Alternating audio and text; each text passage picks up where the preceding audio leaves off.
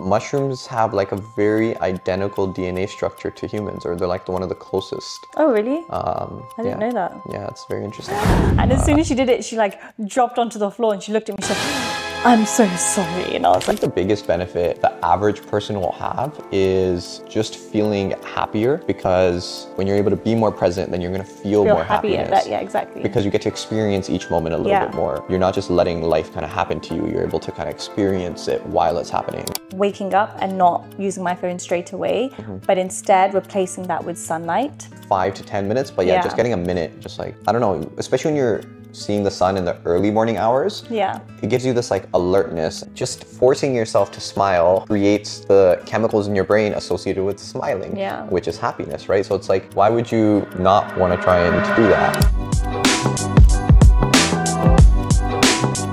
All right, guys, welcome back to episode 5 of the Perspectiv Podcast. Today we're talking about woo-woo practices that might make you look crazy or have some benefits. Starting off with the icebreaker. So, what's the most embarrassing thing that's happened to you in the gym? In the gym? Yeah, or when you're training a client, in our gym specifically. To me, like someone else did something? It could have happened to you, could have happened to the client, or like a situation that you're in. I feel like... Can I give mine? Yes, sure.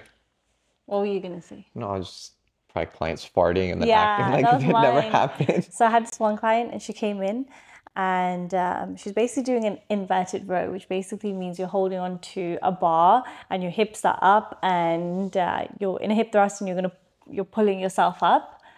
And she got into the position, so her hands were up here and her hips were up, and then all of a sudden she just farted really loud. Usually when clients fart, it's quiet, so I'm able to just act like nothing happened and I'll just walk off. But this time it was just too loud to ignore. And as soon as she did it, she like dropped onto the floor and she looked at me, she said, I'm so sorry. And I was like, it's fine. And I walked off because I didn't know what else to do. We have 2 rooms, so we'll, like, anytime someone farts or anything, I'll just like move into the next room and act like I never heard it. Oh, and then another client of ours, he's really nice, and he was there watching the entire thing, and I was so embarrassed, and I went into the changing room and it was dark in the changing room, the lights went on because I didn't know where else to go, so I went and cried in there, and he must have been like, where is she going? What is she doing?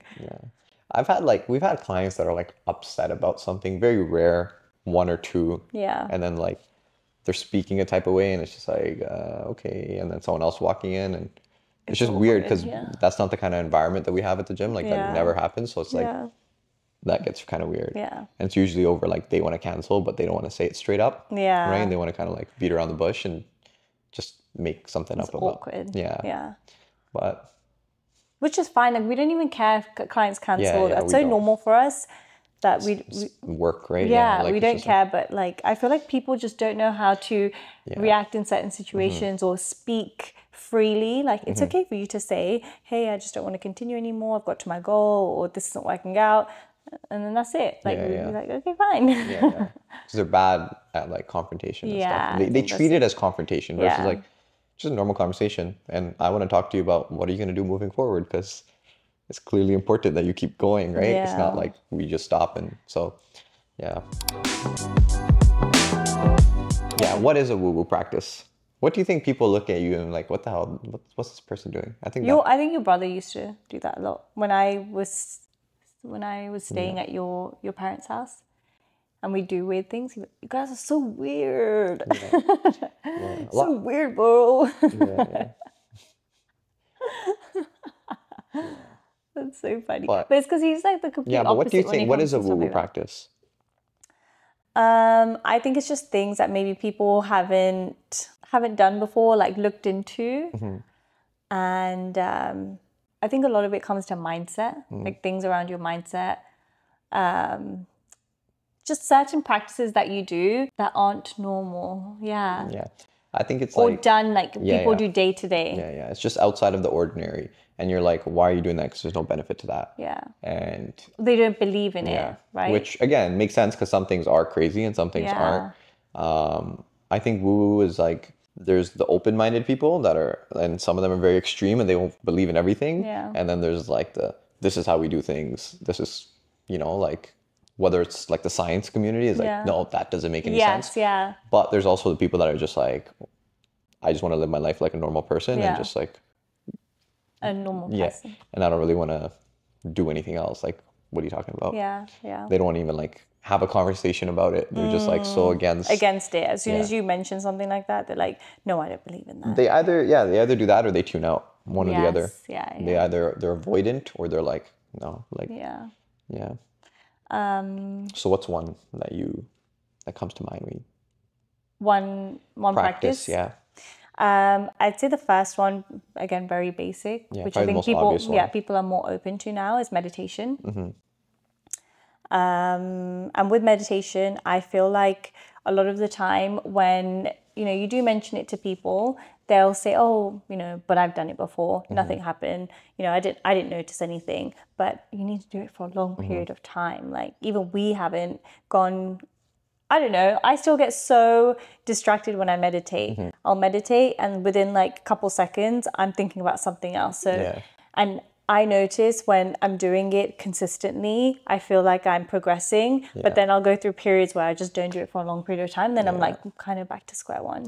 Yeah, I think I've only had like short periods where I was just so consistent with it. And when you're doing it, it's just so cool because you're like, you get so much better because like versus right now, like if I try meditation, I'll probably struggle for a few minutes to even just get some sort of sense of calm or like get into that state versus like, when you're doing it consistently after a month or two, like you're able to like just take 2 breaths and you're just like feeling that you just enter that state so fast. And it's like, and like, that woo-woo might be like state. Like, what do you mean state? It's just like this sense of like stillness and like almost like you're getting away from who you are day to day mentally and identity and all these things. And then there's people that are even further along their journey and they're able to like detach from their body and feel like they're not in their body. And like there's people that are able to experience like crazy things, right? And I believe that because it's like, I don't know, just like the little glimpses of experience that we've had or I've had, it just feels like that's possible. Yeah. But I mean, what do you think are some of the benefits with meditation?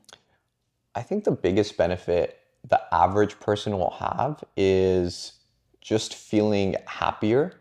Yeah. Because you stop, when your thoughts are all over the place and they're just like running constantly, there's always something going on.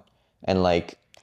But I think, sorry to cut you off, but I think before that is presence, being more present. Yeah, I think it's like, they all come kind of hand in hand. Like when you're able to be more present, then you're going to feel more happiness. Yeah, exactly. Because you get to experience each moment a little bit more. You're not just letting life kind of happen to you. You're able to kind of experience it while it's happening. I think you become more detached over time as well from things like outcomes and like you become, again, more journey oriented versus outcome oriented, which again, humans, I think we always will try to be more, I think the negative human tendencies of like wanting to be at a certain place or being very tribal or being very like all these like things that have been programmed into us because of biology and evolution, you start to kind of detach from them a little bit more and you become more peaceful and human-like and you start to realize what things are still important and which tribal things are still important to us and which ones aren't, right? And just like realizing that you're on a journey and whatever's happening to me is, I don't know, looking at life as a gift and whatever's happening to me, I accept with grace. Yeah, and it also gives you like third person view of your life sometimes. So you get to, because we often get stuck in identity, I think it helps you reduce how much you identify with, I'm a doctor and this is my life. And it's like, this is just a part of your life, right? I am a parent. That's just a part of your life. Yeah. These are just like different facets. People become too attached to one identity and then that usually leads them to the negative outcomes in their life usually because like, I'm a parent, I'm too busy, I'm too this, I'm too that. If you take out those 10 minutes, usually your mind is too busy, you're not too busy, I think, right? I think that's a big thing. Yeah. And I think it doesn't look as crazy as it did before. There's so much science that's been backed into meditation as a whole. Yeah, I think it adds like a lot of credibility because like now you have science backing it up and now people start to believe it, which is like, I get it, right? You want to actually prove that something works because there's so many practices that are like actually woo-woo, that people do and just don't make sense. But like meditation, one of those ancient ones that's just always existed, right? And on top of that, like these studies are actually showing like real benefits, like gray matter improving in the brain. And like, what are things that help increase gray matter is like, well, one thing that reduces it is aging. So it's actually helping slow down the speed of aging potentially, because that part in your brain that is affected by stress is essentially shrinks as you get older. So if you're able to... It regulates more of your emotions. It helps with memory, helps with just learning. Yeah, and exactly. And doing all of that and learning especially, right? Like what happens as you grow older? You can't learn as fast, right? Another one that benefits that is exercise. So meditation and exercise, I'm pretty sure those are two of the only things that have been shown to increase gray matter, at least at the rate that, you know...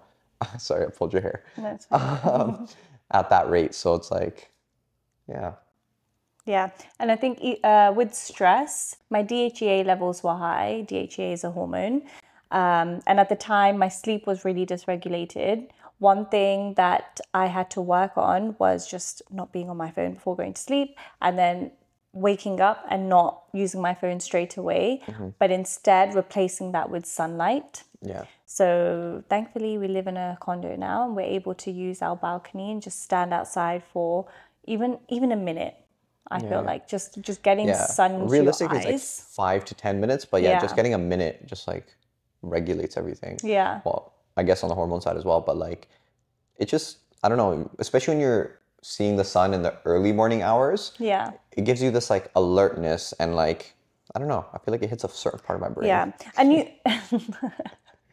and it's crazy because when I go on my phone now, as soon as I wake up, I feel so tired. Yeah. Like I feel and then I feel so demotivated. I don't want to get out of bed. I don't know. Yeah.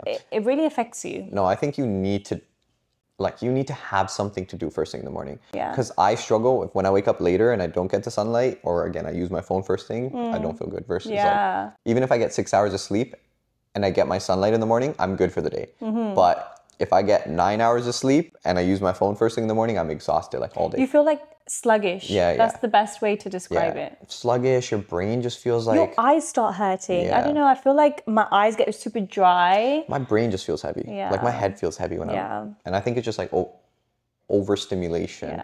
And I really think the best thing about all of these practices is they just kind of go back to nature a little bit. It's like, just be a little bit more of a human and be doing what you're supposed to do. And naturally, again, you get that morning sunlight, you get the evening sunlight. Evening sunlight, I haven't noticed some crazy benefits for, but morning, I really feel like it makes a big difference. I'm sure evening does as well. I didn't even know evening sunlight was... It helps you produce like melatonin and stuff, but morning sunlight does as well because it helps produce serotonin, right? Yeah. So when you get sunlight in the morning, it helps boost your serotonin, which then converts into melatonin, which is going to help you with sleep. So it has been helping. Yeah. Because the evening sunlight, it shows you like, oh, like it's this time of day. It tells your brain it's this time of day and starts to regulate your sleep. But I think it's because we have so many artificial lights after that point as well. Like, let's say the sun sets at 7, you still have lights going in your eyes till like 9, 10, right? So it's like, I think your brain kind of gets confused. Yeah. And not going on your phone before going to sleep is a big thing too. Replacing that with reading. Yeah, we should really try having just red lights on at night. Or like candles and red lights. We should try that. Yeah. Even in the evening, I hate having bright lights on, and I always tell Arinda, just switch the lights off. I mean, you want lower light. Yeah. You want like lights that are like on the floor, lamps and stuff like that, because again, it's giving you like a different time of day to your brain. Yeah, Arinda will walk in to our place, and after work, he'll just switch all the lights on, and then every single day he'll switch the lights on, and then I just follow him, switch them off, and then I put the lamp on. Like, does he not? Why? Does he not see me doing this every day? I can turn the lights on, and then I can turn the lamp on, and then I can go turn the lights off. Why would I walk all the way to the other side? You just sit here. Yeah, but I walk all the way to the other side in the dark. I'm gonna stub my toe. Yeah, why not? Another thing that helped us with sleep was reishi. Reishi is a mushroom. We haven't actually taken it for a while. But I remember specifically taking that, and that helped with my sleep so much. That's probably one of the, you know what, that and like when we were doing the turmeric shots every day for like 7 days or 14 days. Oh, yeah. I was waking up like super rested. Yeah. I think, well. Yeah, but do you remember when I took them and then I got like red dots all over my So in Ayurveda, again, ancient medicine is considered very heat producing turmeric. So again, don't know the science behind that, and I don't know if there is any science behind that, but when in Ayurveda, if you're having a lot of heat producing things, they can cause acne, they can cause, again, things like random bumps or dandruff, redness. just heat in your body as well. Like you start to feel really itchy and hot. And so I think these herbs like are really cool. Like turmeric, we know is one that's like it's, again, proven. Yeah. Anti-inflammatory, anti-cancer. There's so many benefits to it. So even you having turmeric with milk in the evenings, you notice such a big difference. Yeah. My sleep quality is so much better with turmeric, even reishi. But I read recently something about reishi and like testosterone levels and stuff. But I don't think it's like a major study. I think it was just like something just to be aware of. But you just don't want to do things excessively. Like when we try these things, we don't do them for a long period of time. I feel like we do them in like short spurts. But I think that's ancient medicine as a whole, right? Any kind of herbs, any kind of, adaptogens and stuff, you want to have for certain periods of time because, again, there's benefits. But once you maximize out on the benefits, oftentimes there's no benefit of keeping them in your daily routine. Instead, use it for a bit, like ashwagandha, for example. There's no, like, even in ancient cultures, they didn't use it continuously for long periods of time. They use it in short periods for short periods of stress, and then they stop. And a lot of people that take ashwagandha, they say how it like suppresses their mood. Which again, there's no actual evidence in the science community to do that, but there's a lot of people that have that. They feel like that. Yeah. I felt like that, but I just don't know if it was or wasn't, because when I took it afterwards, I didn't feel that. Honestly, with taking ashwagandha, you can't expect it to give you the benefits that you want from it if you're still in a stress state. Because when I was taking it, I didn't notice much of a difference. But when I think back, I was in such a stress state at the time. So taking one herb isn't going to change that, right? Yeah, these things all help a little bit. Again, there's certain ones that help a lot and you just notice like really crazy differences with. But for the most part, like imagine taking turmeric, but you have some sort of joint pain, but you keep continuously using that joint. You're probably still going to be in pain because you're overusing it or whatever it might be. So you need to heal and use that as a part of a tool, right? Use that as a tool, a part of your toolbox, as one thing, a part of your plan. And that's the thing, right? I think on social media, it's like, oh yeah, this works or that works. No, a proper plan and structure works. And then knowing what works for you too. Exactly. Like there's certain herbs that I've taken haven't worked for me, but they work great for you. And again, it's like deficiencies. Imagine there's a deficiency in your body. She might not have that deficiency. So I'm going to respond differently to that. Or at the same time, we also have different hormones. So certain things might be helping or improve our hormones or change things. You know what I mean? So there's many differences. Obviously, general lifestyle for men and women is, just being healthy and stuff. Has the same foundation, but on top of that, we need to have our own like. The best way to know what herbs, sit well with you. I mean, you should always work with a practitioner, I feel, when you're taking herbs. But the best way to know is, okay, what are my test results looking like? Like, what are my hormones? What are my liver markers like, etc. Just to know what you might need rather than just randomly taking things. And also just how you feel, Like, oh, I remembered us taking, it's not a herb, but we took melatonin. And everyone at the time was just like going on about how great melatonin is for sleep. We took it, we felt horrible. We felt so terrible. And then when I spoke to my chiropractor about it, she said it's because when you're producing a normal amount of melatonin and then you're adding to that, that can actually throw off your sleep. So just go off how you're feeling too. Like things like that, like melatonin, like I'm not a fan of. I don't think I've slept well 1 or 2 nights with it, but it's just like if you use it too often, you feel weird. Another one, you also become reliant on it. And like understanding, like for me, it's just like trial and error. I feel like when I take supplements, I tend to feel, again, how do I feel using this, right? So speaking about mushrooms, Arinda's a big fan of mushrooms, aren't you? Yeah, I love mushrooms. No, it's cool because you know what? Mushrooms have like a very identical DNA structure to humans, or they're like one of the closest. Oh, really? I didn't know that. Yeah, it's very interesting. I don't know why that's important, but yeah. I don't know if that has any benefits to when you have it. But it's cool because there's so many mushrooms that have benefits, right? There's a full spectrum of functional mushrooms, and then there's psychedelic mushrooms, right? Honestly, I'm just a big fan of the research that comes out of it. Like I've never been even like CBD, and we took CBD for a while, right? And like I just felt it was, again, similar to taking ashwagandha for too long. Like it just kind of blunting of emotions. Yeah. Sleep quality starts off good, but then you become like more tired throughout your days. Yeah. We noticed when we were taking CBD oil, we'd have a restful sleep, but in the morning we felt Still so tired. Yeah. And some people feel like they feel nothing. So I don't know. Yeah, For me, like it's like the 1-2 times. If I take it once or twice here and there, once a month, maybe less. Yeah. Honestly, we haven't taken it in almost over years, probably a couple of years now, right? Yeah. Or over a year now. Yeah. But yeah, like taking it here and there, you feel like definitely some kind of relief and like relaxation from CBD.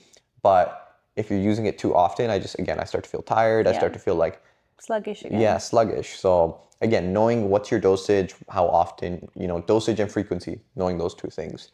If you're not if you're not feeling anything from it, you probably want to maybe up your dosage. Again, look into your dosage, right? What is your dosage supposed to be? Yeah. So, and then at the same time, like knowing, am I taking a full spectrum? Is mine too high in THC, right? Like, so if your goal is not to get high, probably stay away from high dosage THC ones. So yeah, but tell us a little bit about your experience with mushrooms. Honestly, one thing about me and Arinda, we don't take things just to get high or do it in social settings. Arinda at one point became very intrigued by the thought of having mushrooms, whereas it just freaked me out. I didn't want to think about it. I feel like with things like mushrooms and psychedelics, you need to have a calling towards it. And if you don't, or if you're not in the right mind frame. I guess this is very woo-woo, because it's like, I genuinely feel like these type of medicines have energy around them, and you have to like really bring the right energy to it to get the best experience from it. Yeah. Like if I take it now, it would not sit well with me. Yeah. Because even just the thought of, taking mushrooms freaks me out. I'm like, oh my gosh, what if I start puking? What if this happens? What if that happens? So as soon as I take it, that's all I'm going to think about, and I'm just going to be in a stress state. So Arinda did take it, but he took it when I was away in London and I was not nowhere near him, because I would have just stressed him out. And yeah, again, I think your environment is very important. Like you need to know who you're around, why you're taking it, how much are you taking, who's around you, who's helping you take it. I did it by myself, and I just took a minimal dosage because I guess you need to go more to backstory of why did I take psychedelics, right? I think I was just so intrigued at the mental health benefits. Like you see so much research coming out about like PTSD, trauma, anxiety, depression, OCD. Yeah, so many different mental health disorders getting treated through these psychedelic medicines, and most of them are guided. But honestly, I feel like I'm not necessarily suffering from any of these conditions. So I felt like I could self-guide my way through it. He felt like he could. Yeah, which I did, because again, I felt like if I take a low enough dosage, and that will have just enough to get you into that state of essentially DMT being released in your brain. That's what psychedelics do. DMT is a compound that exists within our body. We release it in very micro amounts usually, and when you meditate, you start to release it as well. When you become an experienced meditator, it's thought that very, very experienced meditators also release DMT in their brain, and that's why they have visuals and they have trips and they get to see things and see places that they were not at, and they have these vivid experiences. And we've had stories like that. And we've had conversations with people who have done both. And most of the time people say, like we even spoke to that, what's his profession? No clue what you're talking about. He came to the mastermind. Yeah. What's his profession? He's just a psychologist. Like he's a PhD related to. Yeah, and we had asked him like, what do you think about psychedelics? And he even said, you don't need it. You can get to that same state through meditation. I guess psychedelics is almost like a shortcut if you want to experience that brief moment of I don't even know. I haven't experienced it. So whatever brief moment of whatever you experience. It's not brief. It's a few hours. But if you want to experience that and tap into that, it's a good way to experience that. The best way to describe it is extreme connectedness with the world. which again, people that meditate, yogis, all these people, I'm talking about people that do it to those extremes. They tend to experience that, right? The connection with some kind of divine or energy or God or something in this world.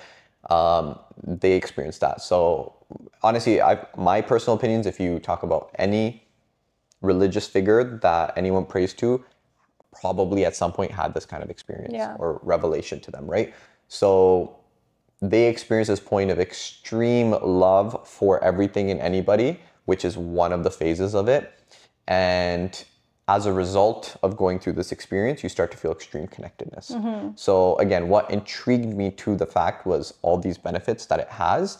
And then on top of that, just knowing that I felt like I could benefit from just like whatever, I feel like we all have built up stuff, just work through some of that. And for me, I had a pen and paper, had a journal, right? I journaled my way through it. And the cool thing was it was multiple phases. It was multiple emotions. There was a bit of anxiety. There was a bit of sadness. There was a bit of happiness. Not a bit. They're very extreme emotions every single time they experience them. At least for me it was. Everyone's experience is different. Now, I just tried to meditate my way through it. So I had different phases. I'm listening to different things. Some of them being, binaural beats or frequencies. Some of them being meditations. Some of them just sitting with my thoughts. I had a mirror in front of me. I was like smiling at myself, like for no reason. I felt like there was joy coming out of my fingers and feet, like happiness. Wow. And it's such a cool experience because it's like, it's not a drug that you use to get high, because I wouldn't want to feel like that every day. And there was no, at least for me, there was no like, hey, let me do this again tomorrow or the day after. And another thing with psychedelics apparently is the more you take it, the more you blunt the response to it. So you don't feel it, like you just don't feel it anymore. So you just take it and you feel nothing. So there's not really any point of taking it. Like you don't get the same kind of experience. But yeah, so imagine feeling so much love for everything and anything for, let's say, 15, 20 minutes and working through any kind of maybe hate or situation, maybe? Can be situations, can be certain political things, can be certain people in the world, can be certain things happening. And you imagine something that you dislike, but then being able to give it love. And it's like, that's kind of the weird thing that comes out of it. Compassion, for everything and anything. And that's why some people, I guess, they become vegetarians or vegans, right? Detachment from a lot of things. And then the cool thing is the after effects afterwards is it leads to more detachment. I feel like if you have a practice coming out of it, you'll have way more detachment.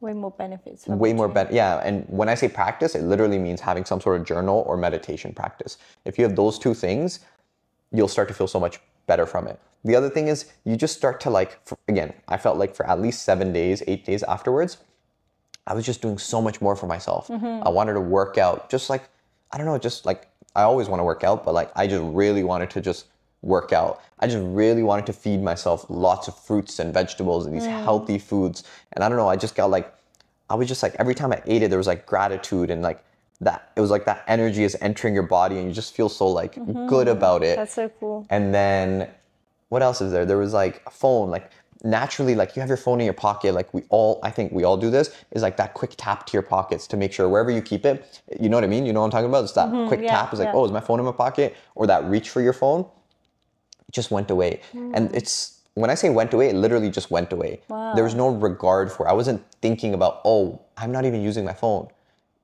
I realized it like I did think about it at some point, but I was just like, that's so weird. There was like this emptiness of like, whoa, like I usually use my phone in this, like, it was just like this awareness of like, I'll usually use my phone in this kind of situation, or, I'm just standing here and I'm just standing. There's no need to pull out my phone. There's no need to swipe. I started noticing like, for some reason, I just wanted to delete the apps off my phone for a little bit. Obviously, I'm not saying like I wanted to complete, but there's like no need to click. Yeah. Really weird, but it was a very like peaceful experience. So I think if you use it with the right intentions, bring the right energy, it kind of all relates back to being a good practice versus, again, something you did, you got high and you're like, wow, I had this cool experience, which I hear so many people tell me about. It's like, oh I yeah, turned into this. And yeah, and then we were watching TV. We were watching TV, and the movie was like popping out of my face, and this and that, and like, okay, but what benefit, like, did you get from it? Yeah, like, how did you change your life according to that? Like, yeah, that's what again, if you take it as a lesson and then you apply those lessons, not to try and be at that state, not to try and use that substance to get to that state, but instead imagine, hey, I'm now going to understand that this is what this feels like, and how can I replicate this or as close to it as possible, right? Not becoming hyper obsessive, because obviously you were using something to continue to feel that. What was the most valuable thing you took from it, or something that you had learned from that experience? A lot, I think. I think the thing is, as time passes, you forget how it's impacted you as much. Maybe I should go back and read that journal. One of them was forgiveness. I don't know, like, I think I really, like at a point, definitely there was a level of forgiveness for everything. There was understanding versus like just assuming. Resentment or... Yeah. And like, even just understanding, like, even if it wasn't a negative experience, it could have been positive experiences, but just knowing that, like, oh, this person might have helped me create this positive experience. Yeah. Or I had this positive experience, and like understanding that someone else might have had to sacrifice for this positive experience of mine. But yeah, same thing with the negative experience. Like, that person must have had to do this, and this. And that's the reason why I had this negative experience. Yeah. The other one was, if I was to do it again, I would definitely have a better, coming out practice. Meaning, like, as I come off of the medicine, you start to have a better kind of day-to-day routine, because I feel like I didn't use it to its full advantage. Yeah. Compassion, love. I think these things are easy to forget, you know what I mean, day to day. And I think the way the world and the political situation in the world is, it just kind of causes more, anxiety, division between people, hate between people, versus things like that. And again, religion and, I think true practice of a religion, meditation, any of these things, they bring people closer together, more connection. You start to feel like one.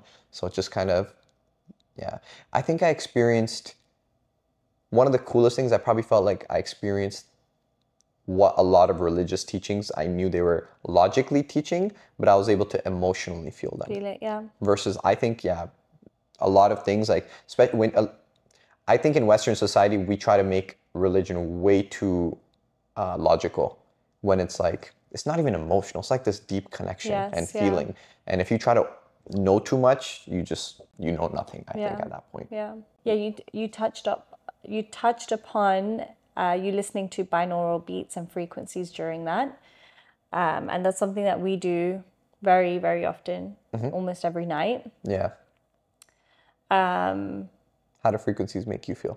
Make me feel more connected, especially like, humming, and I feel like I can almost be one with myself, and I don't know how to explain it. Humming actually triggers your vagus nerve, right? It stimulates your vagus nerve, so it can promote more relaxation. So it's like, again, these crazy practices, like, imagine listening to someone go, right? Like, that's a bit weird. When our niece was born, Arinda would put her to sleep. Her name's Zoya, and he'd sit there with his hand on her, and he'd go, Zoya, and he'd like keep doing it, and she'd actually fall asleep. But I remember her parents, or our cousins, they'd like look at us like we're crazy.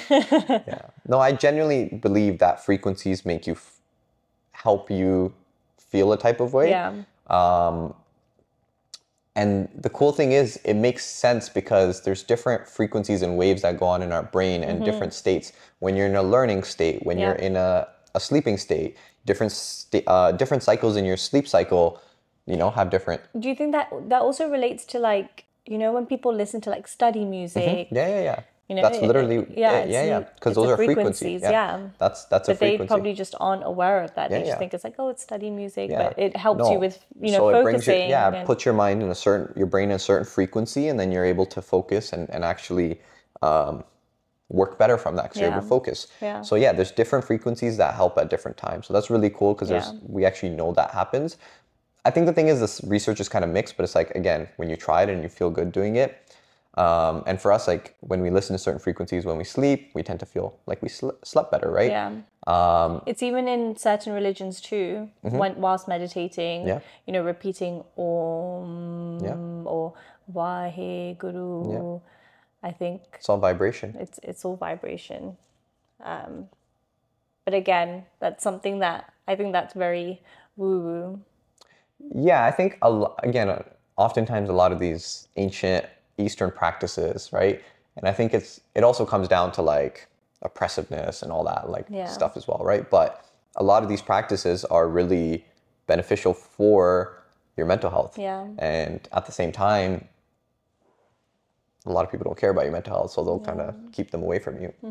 Another one is like, that's very similar, is like affirmations, right? It's like, I personally think affirmations are really funny and kind of silly, but because I'm like, why the hell do you need to scream, I am happy 100 times in the mirror?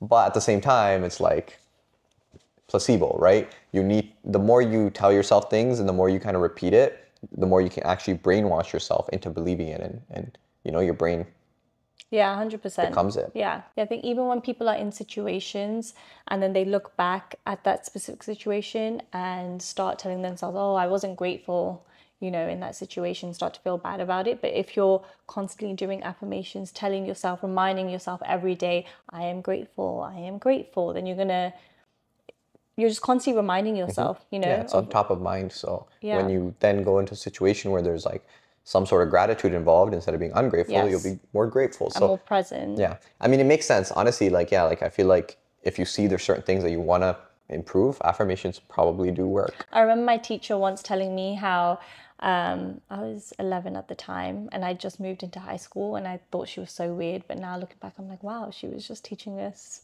affirmations. But she was telling us how we should every morning, we should stand in front of the mirror at home and just laugh at ourselves and tell yourself that you're beautiful, tell yourself that you're smart, etc. And then at the time we all laughed at her. We're like, haha, miss, what the hell are you? But now it makes so much sense, I mean, you know? Just forcing yourself to smile creates the chemicals in your brain associated with smiling, which is happiness, right? So it's like, why would you not want to try and do that? I understand why you wouldn't, because you're not happy. So your brain, again, has a negative bias. It'd probably be like, no, I want to stay unhappy, right? So you have to break that. Yeah. When you're sad, I tell you to smile. You say, no, I don't want to smile. This is why I say it, because it breaks the pattern, right? It's a pattern interrupt. And it's like, then you start to question, like, why was, you know, or like, so it's repetition. If you constantly stay in a negative cycle, it's hard to break. And the only reason it's hard to break is because you don't want to break it. Your ego doesn't want to break it, right? Versus if you try your very best to break it through smiling, through affirmations, through things that are going to create this positive energy going on, you're going to start to cycle into that positive direction. And once you create positive momentum, it's harder to break positive. It's the same thing, right? Okay, to finish up, I have some scenarios from clients from our gym that I thought we could answer. So first one is, I've been working out consistently and eating clean for months, but my progress has completely stalled. I'm frustrated and thinking about quitting. What should I do? So I think a question like this, again, it can be very black and white where, okay, you need to eat more or you need to eat less, or you need to work out more, you need to work out less. But then it gets complex in the sense that if someone's looking to lose weight, for example, did you lose a whole bunch of weight because your caloric intake was way too low? And now it's so low that it doesn't make sense to cut out even more because your hormones are probably at this point messed up. You've probably lost a whole bunch of muscle mass, which has kind of messed up your metabolism. So once you start asking yourself those questions, then it's like you probably need a reset, right? We probably need to work yourself back up to some kind of normal caloric intake and then find yourself coming back down. While we're getting you back up to that normal caloric intake, you probably want to prioritize your strength work as much as possible, build as much muscle as you can, and then we slowly start to come back. That's probably what makes the most sense. If you're somebody that doesn't care about losing weight and you just want to build strength and you feel like you've plateaued, there's going to be a point where the curve starts to go more, not down, but it goes very high and then it slowly starts to taper off.